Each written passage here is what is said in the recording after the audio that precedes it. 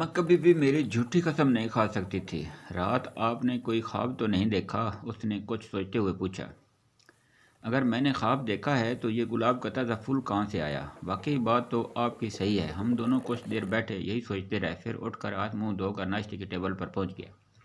اس واقعے نے مجھے بری طرح الجھا دیا تھا۔ اگر وہ سیما نہیں تو پھر کون تھی؟ یہ سوال بار بار میرے ذہن میں ڈنگ مار رہا تھا۔ میں اسے خواب ماننے کے لیے بالکل تیار نہیں تھا۔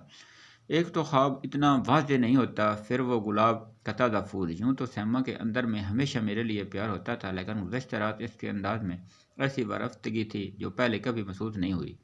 سیما کا اس بات سے سختی سے انکار کرنا کہ کل رات وہ میرے کمرے میں نہیں آئی تھی، یہ کیا تھا؟ میں جتنا سوچتا اتنا ہی الجھتا گیا۔ سیما تمہیں نیند میں چلنے کی بیماری تو نہیں؟ میں نے ناشتہ کرتے ہوئے پوچھا۔ اس کی آنکھوں میں الجھن تھی۔ ایسا کیوں کہہ رہے ہیں آپ؟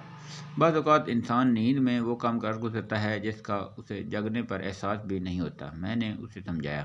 اگر آپ کی بات کو سچ مان بھی لیا جائے تو گلاب کا پھول کہاں سے آیا؟ اس کی دلیل کافی مضبوط تھی۔ میں نے کندھے اچکائے۔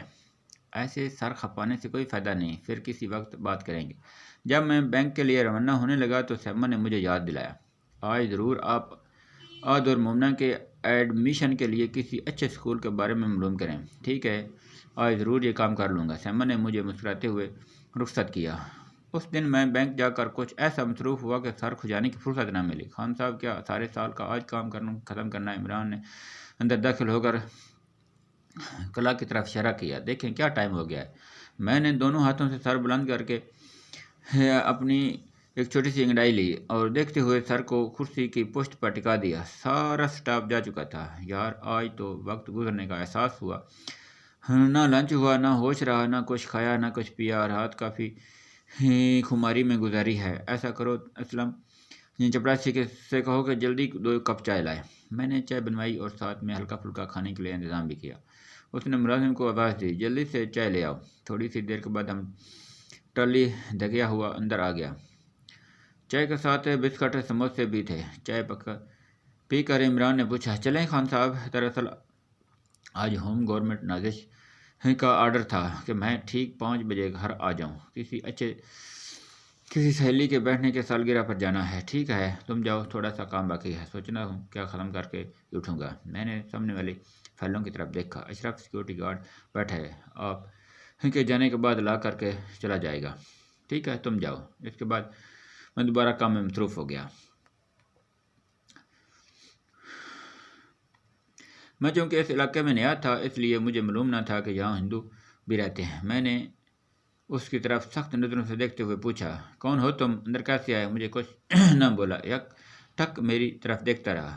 اس کے ہونٹ مسلسل ہل رہے تھے، بڑی بڑی آنکھیں میرے لیے بہک و غصہ، نفرت اور عقیدت نظر آ رہی تھی۔ میں نے ڈپٹ کر کہا، میں پوچھ رہا ہوں تم کون ہو اور اندر کیسے آئے ہو؟ وہ اب بھی خاموش رہا۔ میرا پارا بھاری ہونے لگا۔ اب سوچ رہا ہوں کہ اشرف کو بلا کر اس کے پوچھوں کہ کون ہے یہ شخص، اندر کیوں آ گیا، کہ اس گونج در آواز نے میرے کمرے میں ابھری۔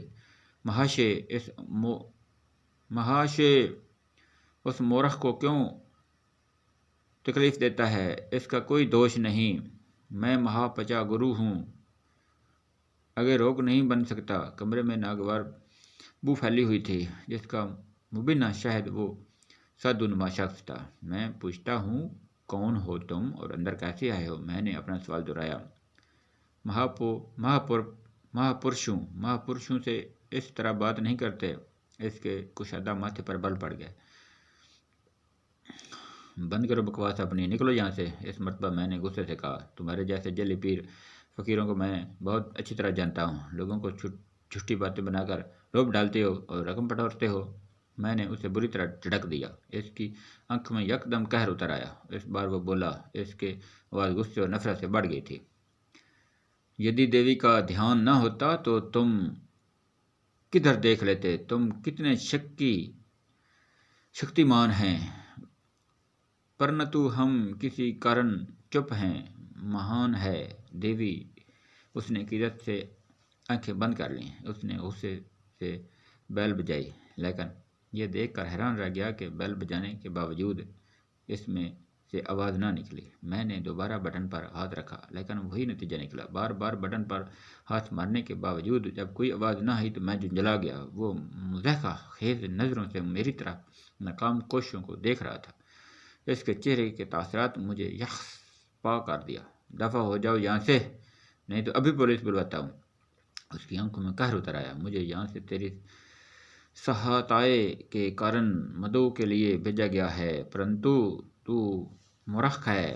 تجھے تو اتنی جانکاری بھی نہیں کہ پنڈتوں اور پجاریوں سنگ کی کس طرح بات کرتے ہیں۔ غصے سے اس کے منہ سے جھاگ اڑنے لگی۔ اس کی آواز گونج دار اور کافی بلند تھی۔ میں حیران تھا کہ سیکورٹی گارڈ یہاں مر گیا ہے۔ کیا اس نے آواز نہیں سنی ہوگی جب تک کہ اس کو یہ حکم نہ تھا کہ اگر کوئی شخص ذرا سی بدتمیزی سے پیش آئے تو فوراً پولیس کو فون کرے۔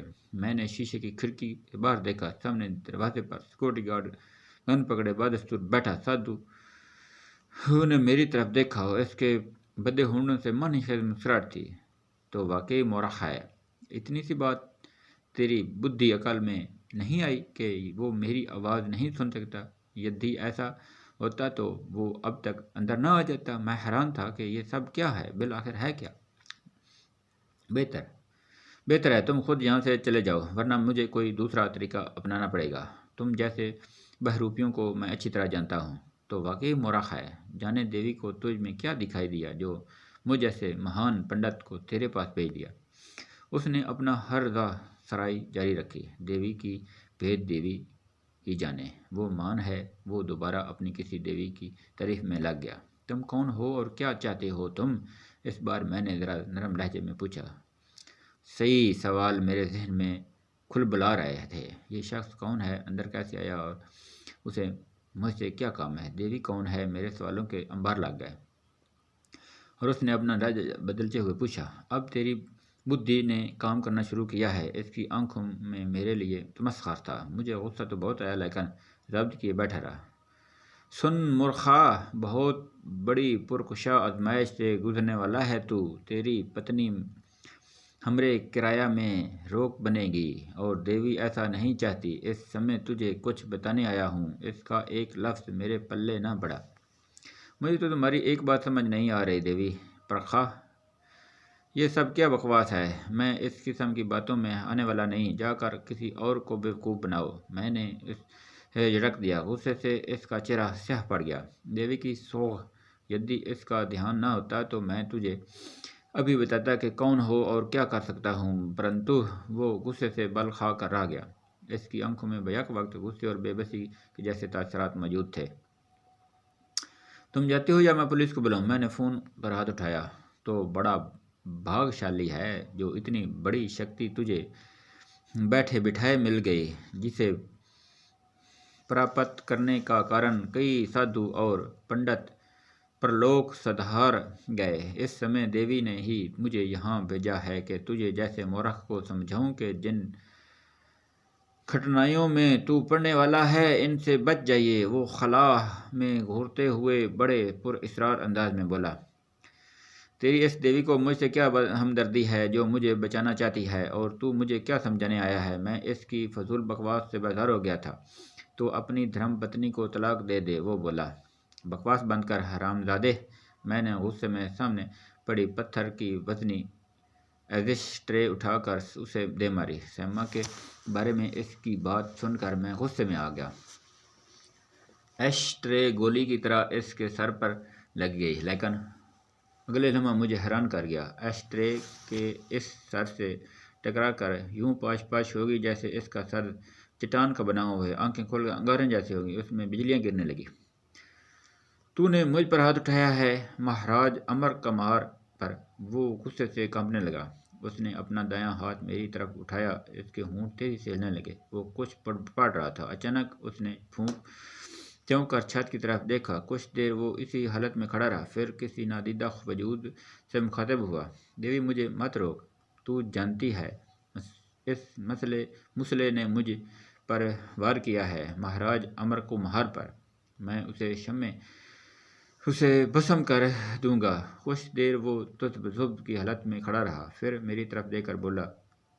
دھن ہوں دیوی کے جس نے اس سمے تجھے میرے شراب سے بچا لیا، پرنتو جو حرکت تو نے کی ہے اس کا بدلہ تجھے اوش ملے گا۔ وہ سمے دور نہیں جب تو میرے چرنوں میں پڑا جیون بخشا مانگ رہا ہوگا۔ میں تجھے ایسا شراب دوں گا کہ تو جیون بھر یاد رکھے گا۔ یہ ایک مہمان سادھو کا تجھ سے وچن ہے۔ وہ غصے سے کانپ رہا تھا۔ اس نے پہلے کہ میں کچھ کہتا وہ مڑا اور تیز تیز قدموں سے چلتا